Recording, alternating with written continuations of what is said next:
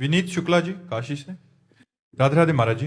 महाराज जी, साधन मार्ग में दो प्रकार के उपासक देखे गए हैं, एक जो साधना करके मोक्ष प्राप्त करना चाहता है, दूसरा भगवान का प्रेम।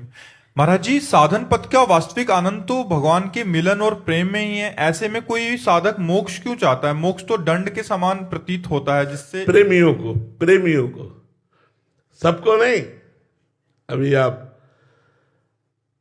जब जेल में आदमी हो और उसे जेल से मुक्त कर दिया जाए, जाओ तुम खुला, कैसा लगेगा? बाहर आकर के एकदम जब खुली हवा में ऐसे एकदम मस्त हो जाएगा कि नहीं?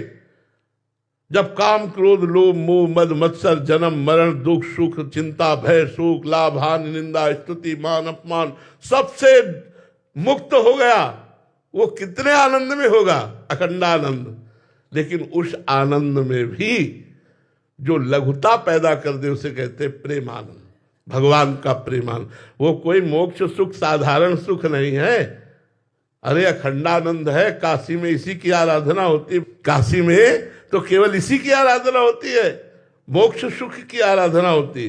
मुक्त हो जाऊं, तीनों देह से मुक्त हो जाऊं, त्रिगुण माया से मुक्त हो जाऊं, समस्त विकारों से मुक्त हो जाऊं, मुक्त पुरुष आनंद युक्त होता है, अखंडानंद होता है। लेकिन उस आनंद को भी लघु कर दे, वो भगवान का प्रेमानंद होता है। जो भगवान से प्रेम करते हैं वो मोक्ष सुख भी नहीं चाहते हैं, पर मोक्ष सुख कोई छोटी मोटी बात नहीं है, बहुत बड़ी बात है।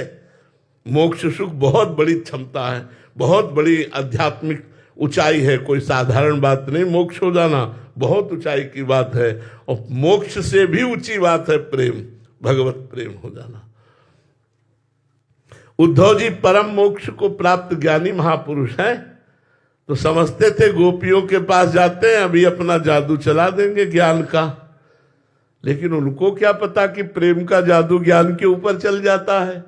वो सोच रहे थे ज्ञान का जादू हम उनके ऊपर चला देंगे, और जब आए और आंसुओं को देखा और श्री कृष्ण प्रेम में मतवाली गोपी जनों की चरण रज में बैठे, और जब उनसे बात हुई तब उनको लगा ठगा गया, तब उनको लगा ठगा गया। आज तक श्री कृष्ण ने मुझे ठग लिया, जो श्री कृष्ण ने गोपियों को दिया वो मुझे क्यों नहीं दिया? श्री कृष्ण ने मुझे ठग लिया, श्री कृष्ण ने इनको निहाल किया।